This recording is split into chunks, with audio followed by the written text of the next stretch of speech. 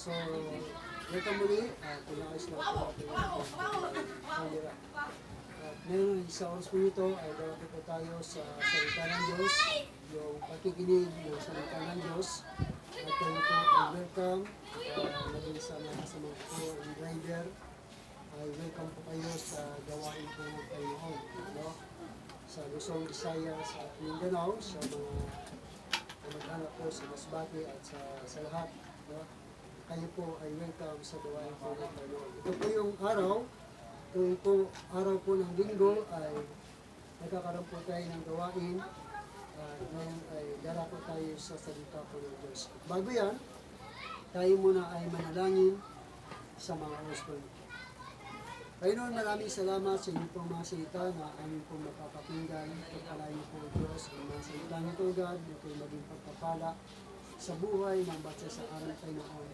Sabalit po may sabi, hindi lamang sa tinapay na bumura ang tao, kundi sa mga bawat salita na mamatay na nagmumula sa mga labi o Diyos.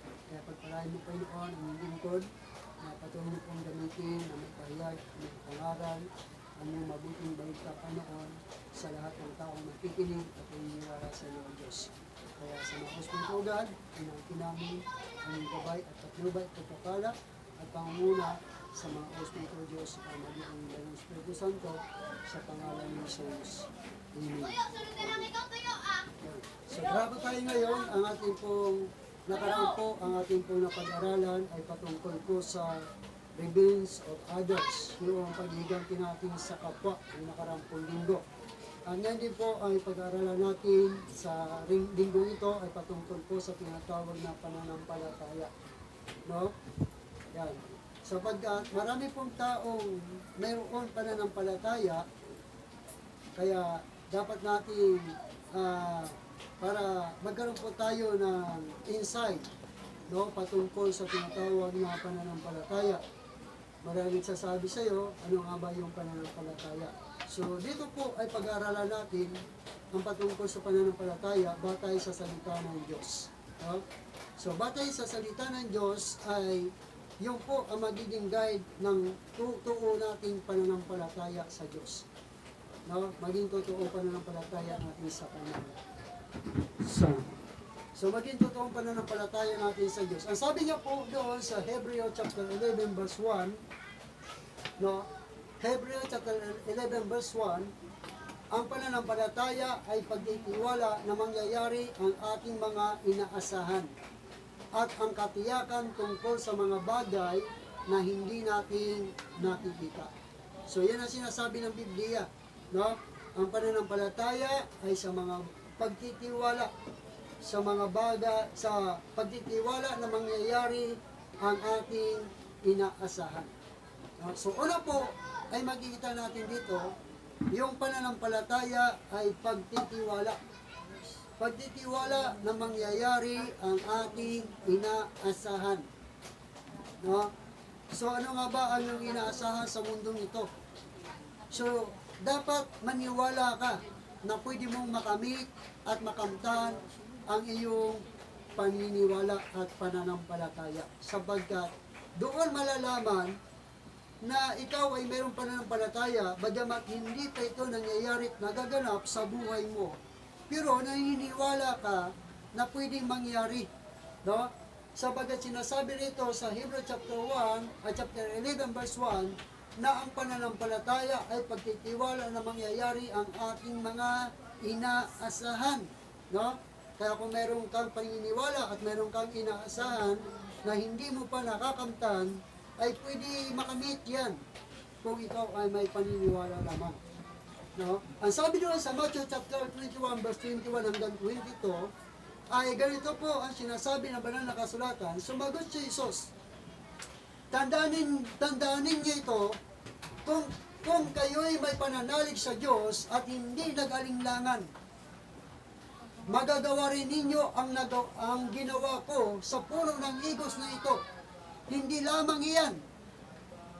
Kung sasabihin ninyo sa bundok na ito, umalis ka riyan at tumalong ka sa dagat, mangyayari ang iyong sinabi. Ano man ang iyong hiningi sa panalangin, ay tatanggapin ninyo kung nananalig kayo. Yan.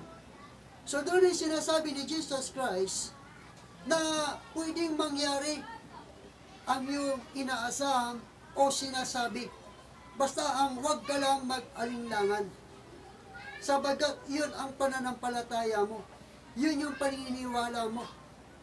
Na lahat ng iniisip mo at ginugusto mo ay pwede mangyari kung hindi ka lamang nag-alinlangan. Kaya sabi ni Jesus Christ, kahit yung bundok, pwede mo siyang utusan na lumipat sa dagat kung hindi ka lamang nag-alinlangan.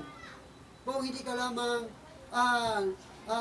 hindi ka kung baga sa naniniwala ka na pwede mangyari yun. Na pwede mangyari yun. No? At ang sabi doon sa Marcos chapter 11, ay ganito pa rin din po ang ating mababasa patungkol doon sa pananampalataya. Ng pananampalataya ay ito ay ang pananampalataya ay pagtitiwala na mangyayari ang inasahan. Doon sa Marcos chapter 11, verse 22 hanggang 24, sumagot si Jesus, manalig kayo sa Diyos. Sabi niya, tandaan ninyo ito kung kayo'y nanampalataya sa Diyos at hindi kayo nag-alinlangan. Hindi kayo nag-alinlangan, maaari ninyong sabihin sa bundok na ito. No? So sinabi niya pa rin doon, umalis ka riyan at tumalong ka sa dagat at ito nga ay mangyayari. Ito nga ay mangyayari. Kaya sinabi ko sa inyo, anuman ang hingin ninyo sa inyong panalangin, maniwala kayong natanggap na ninyo yon at matatanggap nga ninyo. Yan ang sinasabi ng ating Panginoong Kristo patungkol doon sa pananampalataya. Kaya mapalad ang mga taong mayroon ganong paniniwala, mayroon ganong pananampalataya na hindi nagbago-bago ang kanyang isipan patungkol doon sa tagumpay na kanyang hinahangad at pinapangarap. Na kung saan ay naniniwala siya na pwede mangyari.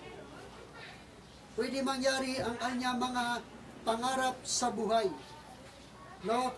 Sabagat iyon ang sinasabi ng banal na kasulatan.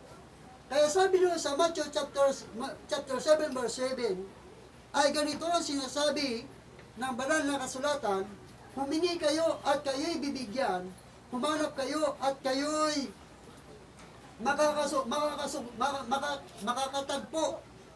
Pumatok kayo at kayo'y pagbubuksan, sapagkat ang bawat humingi ay tatanggap, at ang bawat humahanap ay nakakatagpo, at ang bawat kumakatok ay pagbubuksan. So yan ay sinasabi ni Jesus Christ noon sa panahon niya, nung siya'y nandito pa sa mundo, sa kanyang pangangaral doon sa mga tao nakikinig sa kanya, na dapat silang maniwala doon sa kanilang mga pangarap sa buhay, na pwede ito mangyari at maganap. Pwede ito mangyari at maganap. Nandiyan pa ba tayo? Yes. So doon ay sinasabi ng Biblia na ang pananampalataya ay pagtitiwala na mangyayari ang ating inaasahan. Mangyayari. Sabagat ang sabi niya sa Santiago chapter 1 verse 6 to 7 ay ganito sinasabi ng banal na kasulatan. Santiago, no? Sinabi niya rito, subalit ang humihingi ay dapat magtiwala sa Diyos at huwag mag-alinlangan, sapagkat ang nag-alinlangan ay parang alon sa dagat na tinataboy ng hangin kahit saan. So doon ay sinasabi ng Biblia na kapag ikaw ay humingi, huwag ka mag-alinlangan. Dapat kang manalig sa Diyos na ang Diyos, siya ang gagawa sa mga bagay na hindi mo kayang gawin. Amen?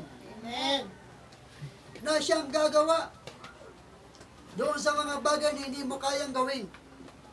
Na kaya huwag, sabi niya po roon, sabi sa banal na kasulatan, Subalit ang humihingi ay dapat magtiwala sa Diyos at huwag mag-alinlangan, sapagkat ang nag-alinlangan ay parang alon sa dagat na tinataboy ng hangin kahit saan.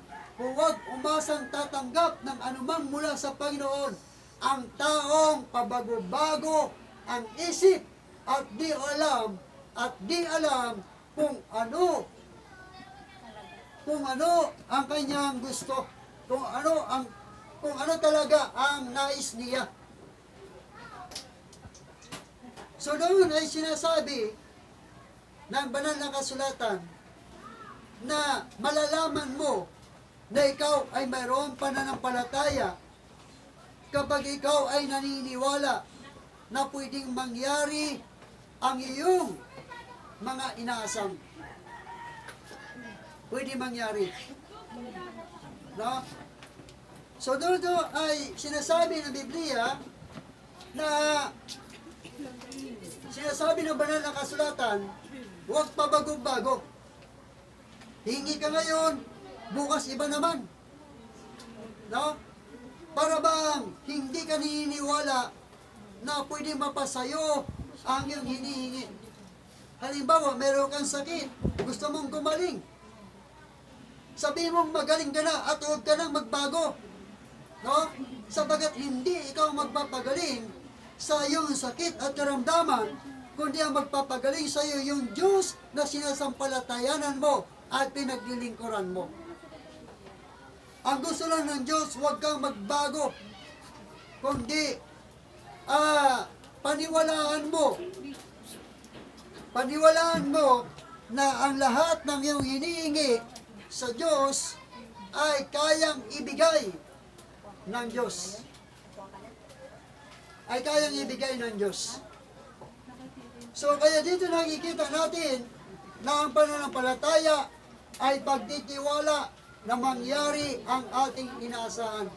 Sabi doon ay it is confidence that our expectation will come true. No? So doon ay sinasabi ng Biblia na dapat kang mag-expect na pwede ito mangyari sa buhay mo. Pwede maganap. Pangalawa, ang pananampalataya ay katibayan ng mga bagay na hindi mo nakikita. So, it is evidence of things not seen. Na ang pananampalataya mo dapat doon sa mga bagay na hindi mo nakikita. No, sinasabi ng Biblia, ang pananampalataya ay pagtitiwala na mangyari ang ating mga inasahan at katiyakan tungkol sa mga bagay na hindi nakikita. Sabi ng Hebreo chapter 11 verse 1 na sinasabi doon sa banal na kasulatan. No, sabi dito sa 2 Corinto chapter 4 verse 18 ay ganito sinasabi ng Biblia. No? Ganito sinasabi ng Biblia na sabi niya, kaya't ang paningin namin ay nakatuon sa mga bagay na di nakikita at hindi sa mga bagay na nakikita, sapagkat panandalian lamang ang mga bagay na nakikita. Ngunit walang hanggan ang mga bagay na di nakikita. So doon ay pinakikita ng mga lingkod ng Diyos ni Apostol Pablo na ang pananampalataya sa Diyos ay dapat doon sa mga bagay na hindi mo nakikita. Katulad ng Diyos, bagamat hindi mo siya nakita, pero mayroon kang pananalig at pananampalataya, sabagat ang Diyos ay Espiritu at hindi siya nakikita ng ating mga mata. No? Kaya dito ay sinasabi ng Biblia na ang pananampalataya ay sa mga bagay na hindi natin nakikita. Ang sabi doon sa Romans chapter 8, verse 20 hanggang 25, ay ganito sinasabi ng banal na kasulatan. Nakikinig pa ba tayo? Yes. So dito yung sinasabi ng Biblia, at hindi lamang ito, kundi tayong mga tumanggap na ang Espiritu bilang unang kaloob ng Diyos ay dumarain din habang hinihintay natin ang paghahayag ng ating pagiging mga anak ng Diyos. At ang paglaya ng ating mga katawan, naligtas tayo dahil sa pag-asang ito. Ngunit hindi iyon matatawag na pag-asa kung nakikita na natin ang ating inaasahan.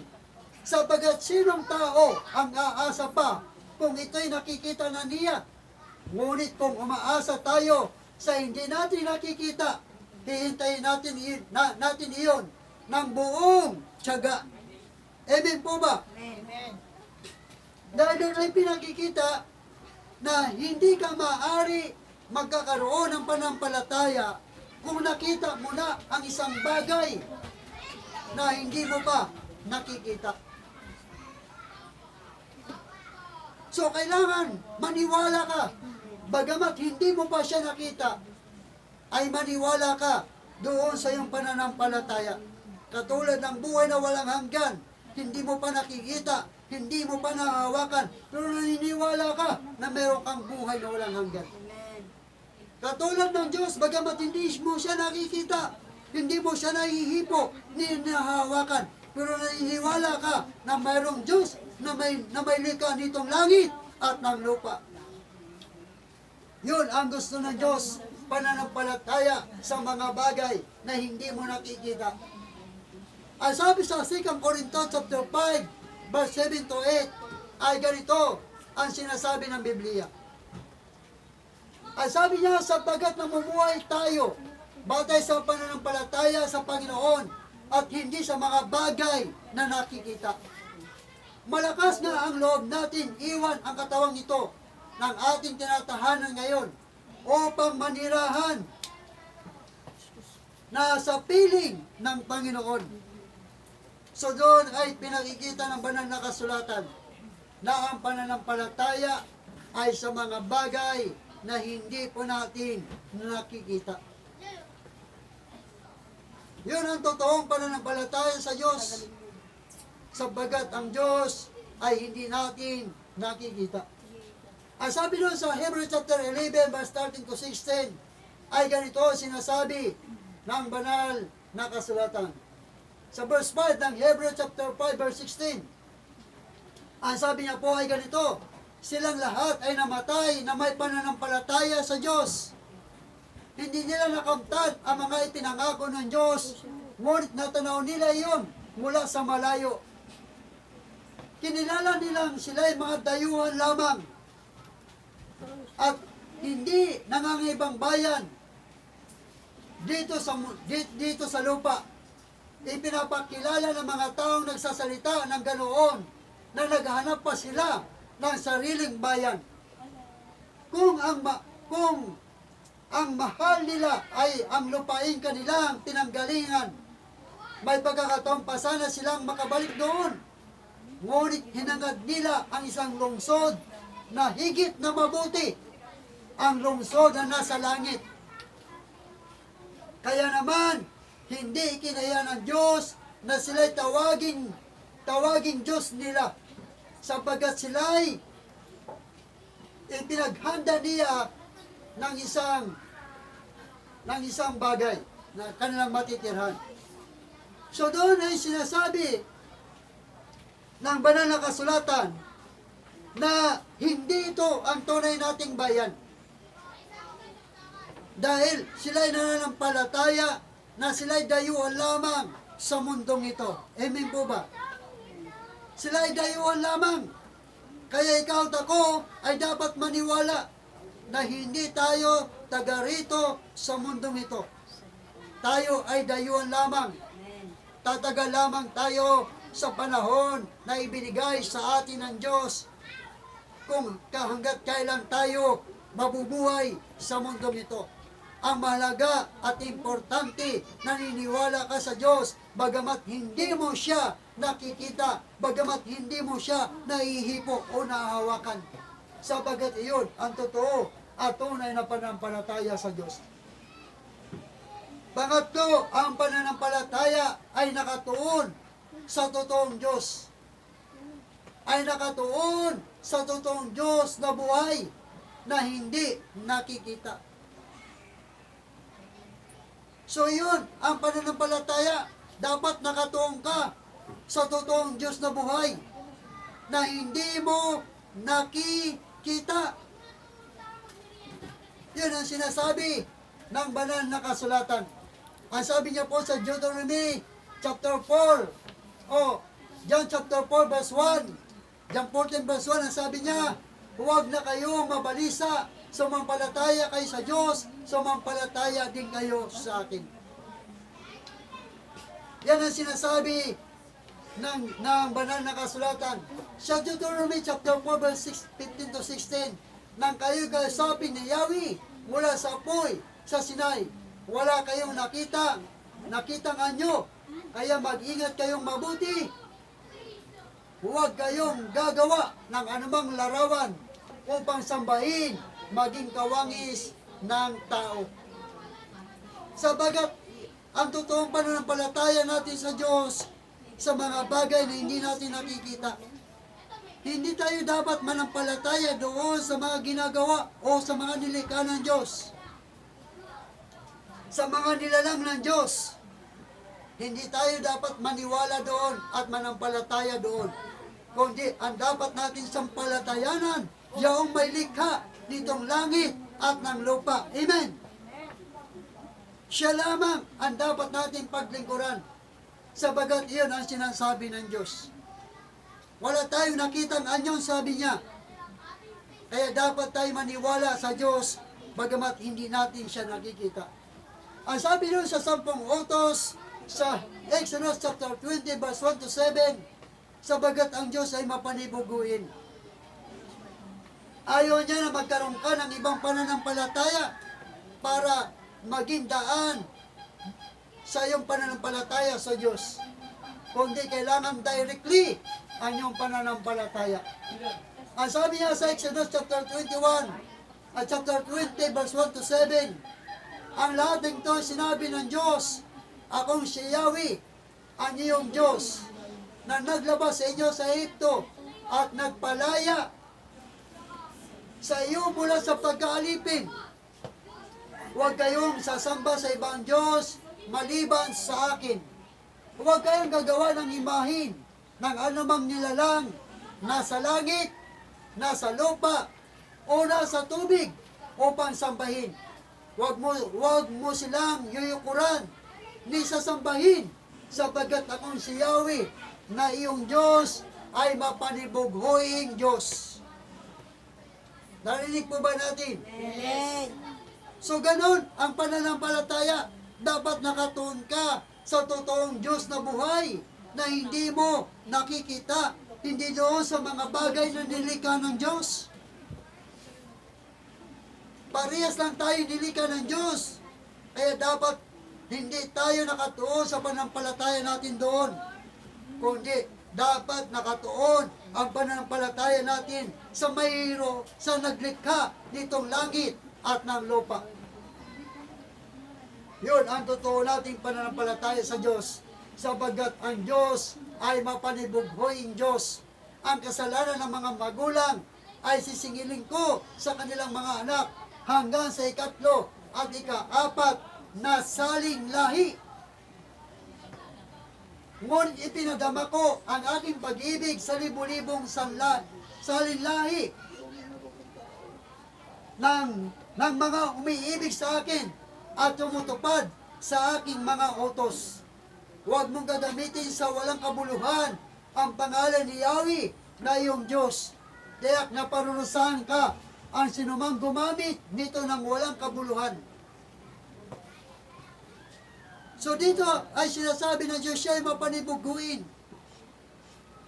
Kaya kung meron ka mang pananampalataya, ay dapat sa totoong Diyos na buhay na hindi mo nakikita na siyang may likha nitong langit at ng lupa.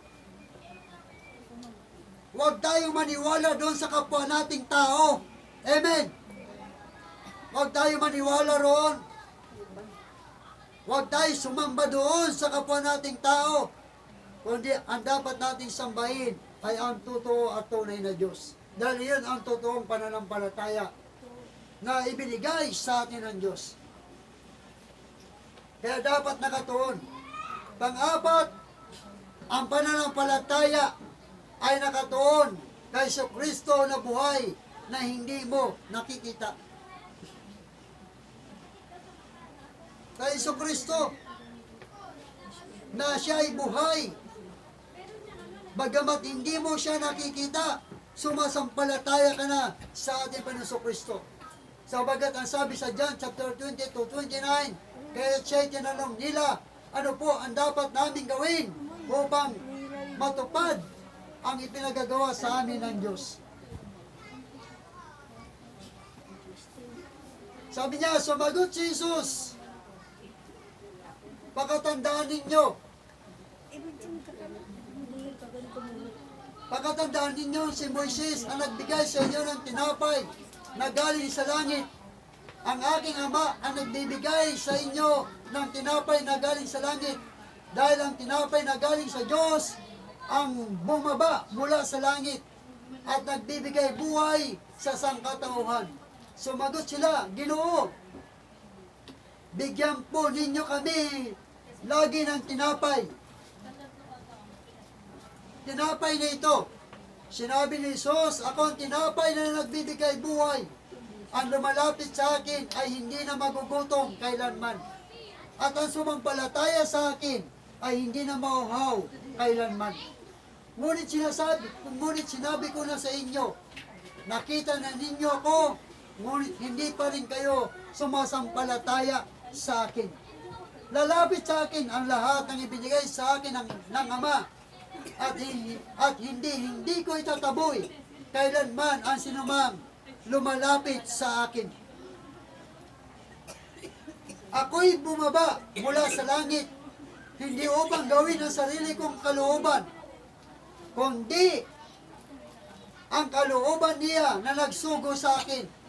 At ito ang kanyang kalooban, ang huwag kong hayaan mapahamak ang kahit sinuman sa mga ibinigay niya sa akin, kundi ang buhayin ko sila muli sa huling araw. Sabagat ito ang kalooban ng aking Ama, ang lahat ng kumikilala at sumasampalataya sa Anak ay magkakaroon ng buhay na walang hanggan. At sila'y muli kong bubuhayin sa huling araw. Nagbulong-bulungan ang mga Hudyo dahil sa sinabi niya, ako ang tinapay na bumaba mula sa langit. Sinabi nila, hindi ba ito si Jesus na anak ni Jose? Kilala natin ang kanyang ama at ina. Paano niya masasabi ngayon, bumaba ako mula sa langit? Kaya sinabi ni Jesus, tigilan na ninyo ang inyong bulong-bulungan. Walang makakalapit sa akin maliban akayin siya sa akin ng Ama na nagsugo sa akin. At ang lalapit sa akin ay muli kong bubuhayin sa huling araw. Nasusulat sa aklat ng mga propeta at silang lahat ay tuturuan ng Diyos. Ang bawat nakikinig sa Ama ay natututo sa Kanya ay lalapit sa akin. Hindi ito nangahulugan, may nakakita na sa Ama. Ang nagmula sa Diyos, ang taong nakakita sa Ama. Pagkatandaan ninyo, ang sumampalataya sa akin ay may buhay na walang hanggan. Ako nga, ang tinapay na nagbibigay buhay. Kumain ng mana ang inyong mga ninuno nang sila'y nasa ilang, ngunit sila'y namatay. Narito ang tinapay bumaba mula sa langit upang ang sinumang kumain nito ay hindi na mamamatay. Ako nga ang tinapay na nagbibigay buhay na bumaba mula sa langit. Mabubuhay magpakailanman ang sinumang kumain ng tinapay na ito. At ang tinapay ay ang aking katawan na ibibigay ko upang mabuhay ang sangkatauhan. Dahil dito, nagkaroon ng mainitang pagtalo-talo ang mga Hudyo. Paano maibibigay sa atin ng taong ito ang kanyang laman? upang makain natin. Sinabi ni Jesus, pagkatandaan ninyo, malibang kainin ninyo man, kainin ninyo ang laman ng anak ng tao at inumin ang kanyang dugo. Hindi kayo magkakaroon ng buhay. Ang kumakain ng aking laman at uminom ng aking dugo ay may buhay na walang hanggan. At muli ko siyang bubuhayin sa huling araw. Sabagat ang aking laman ang tunay na pagkain at ang aking dugo ang tunay na inumin. Ang kumakain ng aking laman at umiinom ng aking dugo ay nananatili sa akin at ako naman sa kanya. Buhay ang Ama na nagsugo sa akin at ako'y nabubuhay dahil sa kanya. Gayon din naman, ang sinumang kumain sa akin ay mabubuhay dahil sa akin. Ito ang tinapay na bumaba mula sa langit. Hindi ito katulad ng kinain ng inyong mga ninuno sa ilang. Namatay silang lahat kahit na kumain niyon. Ang kumakain ng tinapay na ito ay mabubuhay magpakailanman. So dito ay pinakikita ng banal na kasulatan na ang pananampalataya natin dapat nakatuon lamang kay Kristo na buhay, bagamat hindi natin ito nakikita. Bagamat hindi natin ito naihibok o nahahawakan, yung Kristo na ating pinaglilingkuran, ay naniniwala tayo na siya ang ating tagapagligtas. Ang sabi niya po sa John chapter 20, verse 26 to 29, makalipas ang isang linggo, muli nagkatipon sa loob ng bahay ang mga lagad at kasama nila si Tomas. Nakasara ang mga pinto, ngunit nakapasok si Jesus at tumayo sa kaligitnaan nila. Sinabi niya, sumayo ang kapayapaan. At sinabi niya kay Tomas, tingnan mo ang aking mga kamay. Ilagay mo ang iyong kamay sa aking tagiliran at huwag ka na mag-alinlangan pa. Salit ay maniwala ka. Sumagot si Tomas, Panginoon ko at Diyos ko. Sinabi sa kanya ni Jesus, naniniwala ka na ba dahil nakita mo ko? Mapalad ang mga naniniwala kahit hindi nila ko nakita. Narinig po ba natin? Mapalad ang naniniwala, sabi ni Jesus. Mapalad ang naniniwala sa akin, bagamat hindi niya ako nakita. Sabagat iyon ang totoong paniniwala at panampalataya kay Kristo na gusto ni Jesus, maniwala ka sa Kanya, bagamat hindi mo siya nakita. Kaya ikaw ay nagiging mapalad.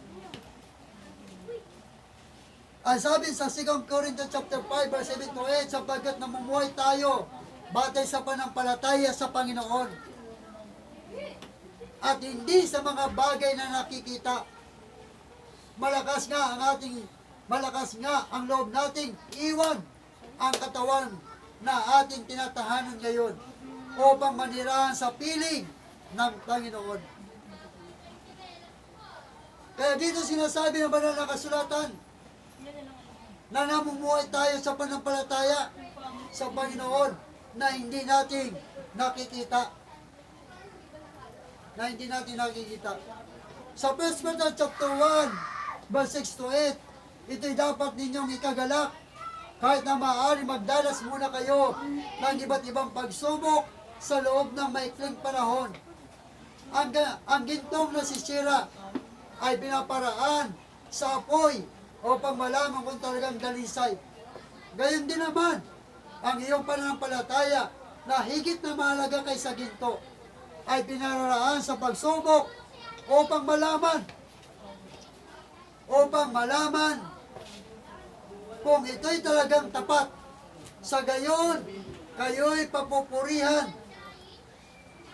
dadakilain at pararangalan sa araw na mahayag sa Jesucristo. Hindi ninyo siya nakita kailanman. ngunit siya'y inibig na ninyo. Hindi pa rin ninyo siya nakikita hanggang ngayon. Ngunit sumasampalataya na kayo sa Kanya. Dahil dito, nag-uumapaw na sa inyong puso ang kagalakan di kayang ilarawan sa salita. Sapagkat tinanggap na ninyo ang bunga ng inyong panampalataya, ang iyong kaligtasan. Narinig po ba natin na sinasabi ng Biblia, naniniwala na kay Kristo, bagamat hindi nyo pa siya nakita? Naniniwala na kayo at sumasampalataya na sa Kanya, bagat hanggang ngayon, hindi nyo pa rin siya nakikita. Sabagat iyon ang totoong pananalig at panampalataya kay Kristo sa mga bagay na hindi natin nakikita. Pang-apat,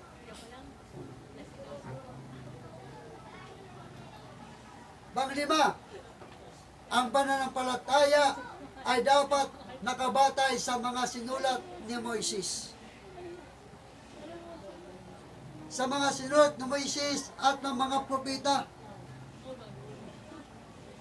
Dapat nakabatay tayo doon. Hindi doon sa mga ginagawa ng tao. Hindi doon sa mga bagay na sinasabi ng tao. Kundi dapat maniwala tayo doon sa mga sinulat ni Moises at ng mga propeta. Ang sabi doon sa John chapter 5, verse 46 to 47, huwag ninyong isipin na ako ang magsasakdal laban sa inyo sa harap ng Ama. Si Moises na inaasahan ninyo ang siyang maghaharap ng paratang laban sa inyo. Laban sa inyo. Kung talagang pinaniwalaan ninyo si Moises, maniwala din kayo sa akin, sapagkat tungkol sa akin ang sinulat niya. Dahil hindi ninyo pinaniwalaan ang mga sinulat niya, hindi rin ninyo pinaniwalaan ang mga sinasabi ko.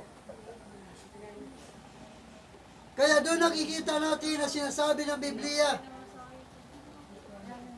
dapat tayo maniwala doon sa mga sinulat ni Moises at ng mga propeta. Ano ba yung mga sinulat ni Moises at ng mga propeta? Walang iba kundi ang Bible. Ang Biblia, ito yung dapat nating paniwalaan na siyang magtuturo sa atin ng lubos na katotohanan patungkol sa totoong pananalig at pananampalataya natin sa Diyos. Totoong pananalig. Ang sabi doon sa Lucas chapter 16, Lucas chapter 16, verse 19, o verse 29 to 31, ay ganito sinasabi ng banal na kasulatan. Ngunit sinabi sa kanila ni Abraham, nasa kanila ang mga sinulat ni Moises at ng mga propeta. Iyon ang kanilang sundin. Sumagot ang mayaman, hindi po sapat ang mga iyon. Ngunit kung magpakita sa kanila ang isang patay na muling nabuhay, magsisisi sila. Magsisisi sila. At tatalikuran ang kanilang mga kasalanan. Sinabi naman sa kanya ni Abraham,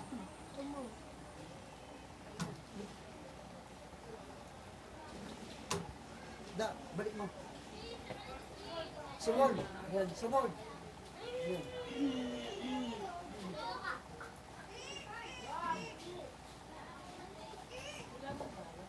Ayan. Sinabi ni Abraham, kung ayaw nila sundin ang mga sinulat ni Moises at ang mga propeta, hindi rin nila paniniwalaan kahit ang isang patay ng buling na buhay. So ano sabi ni Abraham? Nasa kanila na ang mga sinulat ni Moises at ng mga propeta, pakinggan nila yon. Ano yon? Yung Biblia. Ito yon ang dapat na batayan ng ating panampalataya sa Diyos, sabagat ito ang magtuturo sa atin patungkol sa Diyos. na ating sinasampalatayanan at pinaglilingkuran. Ito ang dapat natin paniwalaan. Ang sabi doon sa Gawa 15 verse 21, sapagat mula pa noong unang panahon, ang kautusan ni Moises ay binabasa sa mga sinagoga tuwing araw ng pamamahinga, at ang aral niya ay itinuturo sa bawat bayan. Kaya doon ay sinasabi ng Biblia na dapat nating paniwalaan ang mga sinulat ni Moises at ang mga propeta.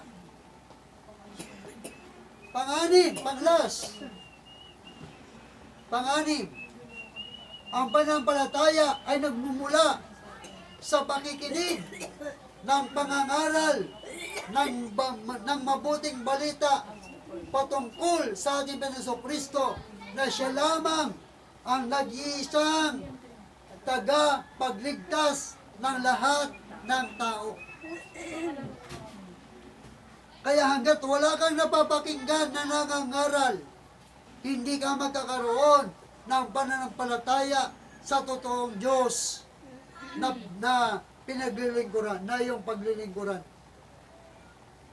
So, kailangan meron ka munang mapakinggan na nangangaral.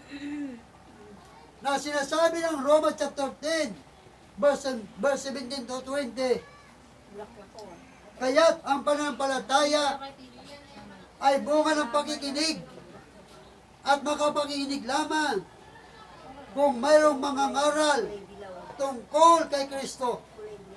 Subalit, ang tanong ko ay ganito, hindi kaya sila ay nakapakinig? Oo, sila ay nakapakinig. Sapagkat nasusulat, abot sa lahat ng dako ang kanilang tinig, balita ay umabot hanggang sa dulo ng daigdig. Ito pa ang isa kong tanong, hindi kaya nakaunawa ang bansang Israel? Noon pa man ay sinabi na ni Moises, gagamitin ko ang mga taong di man lamang isang bansa upang kayo'y inggitin. Gagamitin ko ang isang bansang hangal upang kayo'y galitin. Buong tapang naming ipinahayag, buong tapang namang ipinahayag ni Isaias. Natagpuan ako ng mga hindi naghanap sa akin. Nagpayag ako sa mga hindi nag-uusisa tungkol sa akin. Sulat ng mga propeta. Kaya doon ay sinasabi ng Biblia na ang pananampalataya ay nagmumula ito sa pamamagitan ng pakikinig patungkol sa pangangaral ng salita ng Diyos patungkol kay Kristo. Patungkol kay Kristo. Kaya sabi sa Romans chapter 1 verse 16 to 17, sabi na Apostol Pablo, na sabi niya, hindi ko ikinahiya ang magandang balita, sabagat ito ang kapangyarihan ng Diyos para sa kaligtasan ng bawat sumasampalataya. Una sa mga Hudyo at gayon din sa mga Grego, sabagat ipinakikita ng magandang balita kung paano ginagawang matuwid ng Diyos ang isang tao. At ito ay sa pamamagitan ng pananampalataya buhat sa simula hanggang sa wakas. Tulad ng sinasabi sa kasulatan, ang itinuturing na matuwid ng Diyos sa pamamagitan ng pananampalataya ay mabubuhay. Yan ang sinasabi ng Apostol Pablo. Hindi ko ikinahiya ang magandang balita. Sabagat iyon ang simula ng pananampalataya ng tao sa Diyos. Amen. Yun ang simula. Dahil hindi ka magkakaroon ng panampalataya sa Diyos kung wala kang mapapakinggan patungkol kay Kristo. Patungkol kay Kristo. Ang sabi noon sa Marcos chapter 16 verse 15 to 17 ay ganito ang sinasabi ng banal na kasulatan. At sinabi ni Jesus sa kanila, habang kayo'y humahayo sa buong mundo, ay pangaral ninyo sa lahat ng tao ang magandang balita. Ang sinuman sumampalataya at mabautismuhan ay maliligtas. Ngunit ang ayaw sa sumampalataya ay parurusahan. Ang mga sumasampalataya ay bibigyan ng kapangyarihan gumawa ng mga himala. Sa pangalan ko, magpapalaya sila ng mga demonyo at magsasalita ng iba't ibang wika. Kaya dito sinasabi ng Biblia na ang sumampalataya, kaya kailangan mayroon munang mangaral ng mabuting balita para magkaroon ka ng totoo at tunay na panampalataya sa Diyos. Totoo at tunay. Maging sa Matthew chapter 28, verse 18 to 20, ay ganito sinasabi ng banal na kasulatan. Lumapit si Jesus at sinabi sa kanila, ibinigay na sa akin ang lahat ng kapangyarihan sa langit at sa lupa.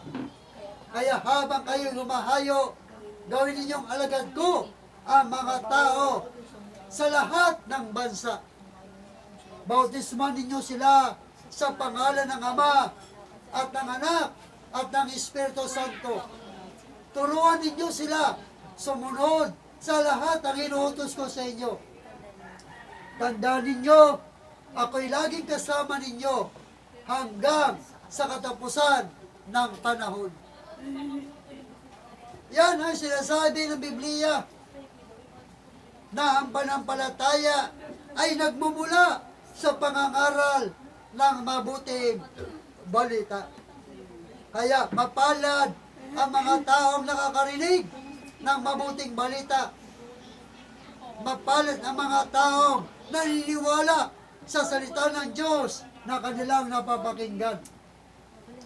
Dahil yun ang simula ng kanilang pananampalataya. Sa Marcos chapter 1, verse 15, sinabi niya, dumating na ang takdang panahon. Malapit na maghari ang Diyos. Kaya't magsisi na kayo, talikuran ang inyong mga kasalanan. Paniwalaan ninyo ang magandang balita. Paniwalaan ninyo yung mga narinig nyo na nangangaral, na ang pangangaral ay nagmumula sa magandang balita, yung salita ng Diyos, yung Biblia. Yung Biblia. Kaya sinabi sa Gawa, chapter 4, verse 12, kay Jesucristo lamang matatagpuan ang kaligtasan, sapagkat walang ibang pangalan ng sinumang tao sa buong mundo na ibinigay ng Diyos sa mga tao upang tayo ay maligtas. Yan ang sinasabi ng magandang balita. Walang ibang tagapagligtas sa mundong ito maliban kay Kristo. Maliban kay Kristo. Kaya mapalad ang taong naniniwala kay Kristo at inaaring ganap ng kanyang buhay na si Kristo lamang ang kanyang tagapagligtas. Sabagat walang ibang tagapagligtas sa mundong ito maliban kay Kristo. Sa John 14:6, sumagot si Jesus, ako ang daan at ang katotohanan at ang buhay.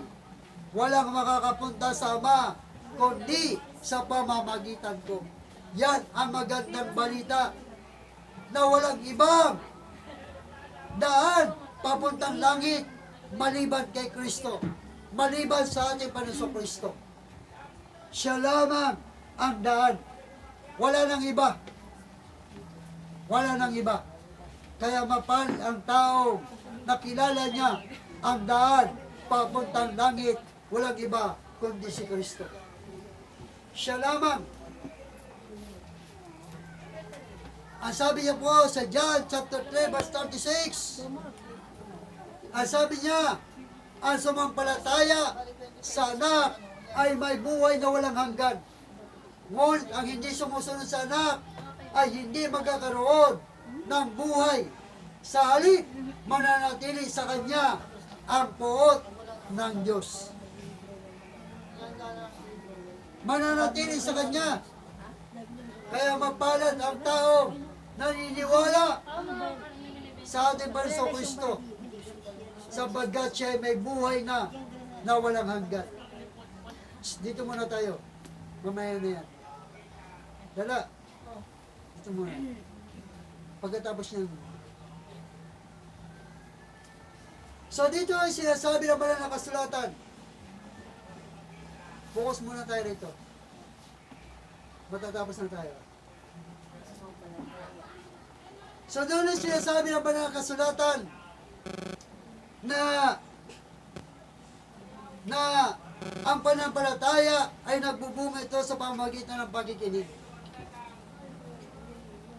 Na walang ibang tagapagligtas sa mundong ito, kundi si Kristo lamang. Kaya sabi doon sa 1 John chapter 5, verse 9 to 12, ay ganito sinasabi, kung pininiwalaan natin ang patotoo ng mga tao, higit nating dapat paniwalaan ang patotoo ng Diyos. At ito ang patotoo ng Diyos tungkol sa kanyang anak. Ang sinumang sumasampalataya sa anak ng Diyos ay naniniwala sa patotoong ito. Ngunit ang Diyos ay ginagawang sinungaling ng sinumang hindi sumasampalataya sa Diyos, sapagkat hindi ito naniniwala sa patotoo niya tungkol sa kanyang anak. At ito ang patotoo, ipinagkaloob sa atin ng Diyos ang buhay na walang hanggan, at ito'y makakamtan natin sa pamamagitan ng kanyang anak. Ang pinanahanan ng anak ng Diyos ay mayroon buhay na walang hanggan. Ngunit ang hindi pinanahanan ng anak ng Diyos ay hindi makakaranas ng buhay na walang hanggan. Yun ang mabuting balita na sinasabi ng banal na kasulatan, na matatagpuan lamang ang buhay na walang hanggan sa pamamagitan ng anak ng Diyos, walang iba kundi si Kristo Jesus. Doon mo matatagpuan ang buhay na walang hanggan. Wala kanino man. Wala doon sa mga taong nilikha ng Diyos. Wala doon sa mga nilalang ng Diyos. Kundi ang buhay na walang hanggan ay masusumpungan mo sa anak ng Diyos, kay Kristo Jesus lamang. Doon mo matatagpuan ang mga bagay nito. Kaya ang pananampalataya ay nagmumula sa pakikinig ng pangangaral ng mabuting balita patungkol sa ating Panginoong Kristo, na siya lamang ang nag-isang tagapagligtas ng lahat ng tao. Nawa ay mayroon tayo naiintindihan. Mayroon tayo naunawaan. So ating pong balikan ang ating pong mga napag-aralan. Na ang pananampalataya, una, ang pananampalataya ay pagtitiwala sa na mangyayari ang ating mga inaasahan. Pangalawa, ang pananampalataya ay katibayan ng mga bagay na hindi natin nakikita. Pangatlo, ang pananampalataya ay nakatuon sa totoong Diyos na buhay na hindi nakikita. Pang-apat, ang pananampalataya ay nakatuon kay Kristo Jesus na buhay na hindi mo nakikita. Bagamat hindi mo siya nakikita, naniniwala ka. Panglima, ang pananampalataya ay dapat nakabatay sa mga sinulat ni Moises at ng mga propeta. Dapat nakabatay yan doon. Walang iba kundi ang Biblia. Ito yun, ang Biblia.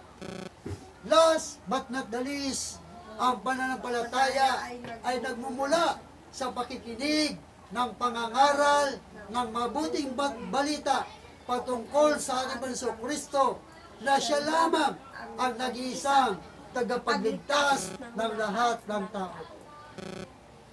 So yan po ang ating mensahe at pangangaral patungkol sa pananampalataya. Nawa ay mayroon tayong intindihan, mayroon tayong naunawaan. God bless you all. Tayo po ay manalangin. Panginoon, maraming salamat sa iyo pong mga salita na amin pong napakinggan, na mga salita mo, O Diyos, ay buhay. Walang ibang Panginoon dapat mapakinggan ang lahat ng tao, kundi dapat ito'y nagmumula sa iyong mga salita, Panginoon. Lord God, salamat sa iyong mga salita at sa mensahe na amin pong napakinggan, Panginoon. Dalangin ko, Ama, yung mga taong makakarinig nito ay patuloy niyo po silang pagpalain. Patuloy niyo po silang gabayan at patnubayan. At kung sila man ay meron sakit at karamdaman at gusto nilang mabuhay, Panginoon, sa pangalan mo, O Diyos, nawa ay mangyari ang kanilang kahilingan na sila ngayon ay malaya na sa sakit at karamdaman sa pangalan ni Jesus. Kung sila man ay sinasapian na masamang espiritu sa pangalan ni Jesus, lumaya na sila ngayon din sa pangalan ni Jesus. Ikaw, Espiritu, masamang espiritu, tinutusan kitang lumayas ka sa katawang lupang iyan, sapagat ang katawang lupang iyan ay pag-aari na ngayon ni Kristo na aming Panginoon. Salamat, Ama, sapagat ikaw ang Diyos sa buhay na makapangyarihan sa lahat, na nagpapagaling sa mga taong mayroong pananalig at pananampalataya sa iyo, O Diyos. Iba naman, ito man ay COVID, sa pangalan ni Jesus, ang espiritu ng COVID, ngayon ay pinuputol ko ngayon, ang kapangyarihan mo, tapos na ang paghahari mo sa buhay ng mga anak ng Diyos. Wala kang kapangyarihan upang kumitil ng buhay sa pangalan ni Jesus. Wala kang kapangyarihan. Lord, salamat, Ama, sapagat binigyan mo kami ng kapangyarihan upang wasakin, durugin ang mga gawa ng kasamaan, Panginoon. Salamat, O Diyos, sa tagumpay na pinagkaloob mo. At dalahin ko, O Diyos, ang lugar nito, Ama. Nawa ay magkaroon kami ng sariling magandang simbahan at ang lugar nito ay mapaayos at mapaganda at maging totoo at tunay na bahay-sambahan, O Diyos. Maging ang building it, Panginoon, pagpalain niyo po ang building it, O Diyos. Ay yung linggo naman, salamat sa iyong pagpapala.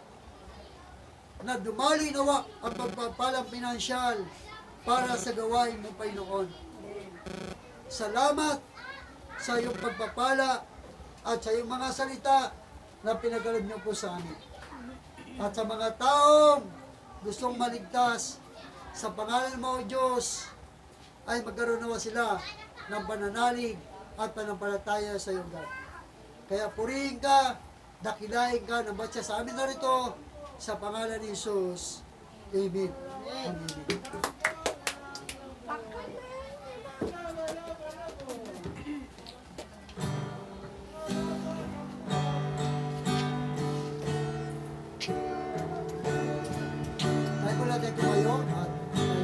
po sa pamilya natin gawain. Ibagi sa ating Panginoon. Patan mo, Diyos, tunay na dakilan. Ang pag-ibig mo'y wagas at walang makapantay. Sa aking puso, sa aking buhay, papurit pagsamba, iraalay. Bukas, ngayon, Magpakailanman, luwalhati ka, Panginoon. Kay buti mo sa akin. Ikaw naman ang tanging ko sasabayin.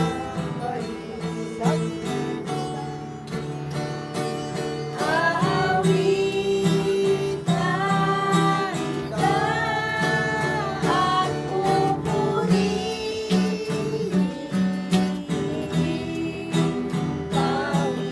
Panginoon.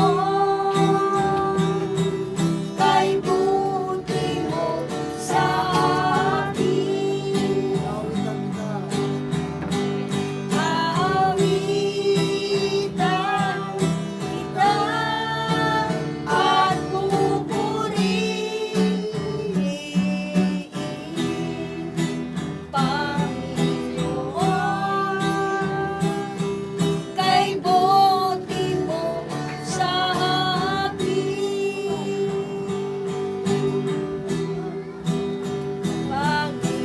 Panginoon. Kay buti mo sa akin. Panginoon, salamat sa tagumpay na pinagpili mo sa amin sa Panginoon ko, Diyos. Sabayin ka, tuwalagin ka ng lahat ng narito. At dalangin namin ang mga kapangin pagpapala sa aming pagpunta sa lugar nito, Diyos. Inugat, uwi kami sa aming kasamantalang tirahan. Natagay ang inyong gabay, tagay ang inyong pagpapala at pag-ingat sa katagyang Ama, ng Anak, ng Banal Espiritu Santo, sa pangalan ni Jesus, sa lupain ng sa aming mga Amen. Kamay naman, kapatid sa Panginoon. Pinatutuwa ang ikaw pa ngayon. Ako'y nasasabi na mapasama ka. Isang-is kita, kapatid sa Panginoon. Saan yan? Di. Ayuda tayo. Saan yan sa ano? Bibyo.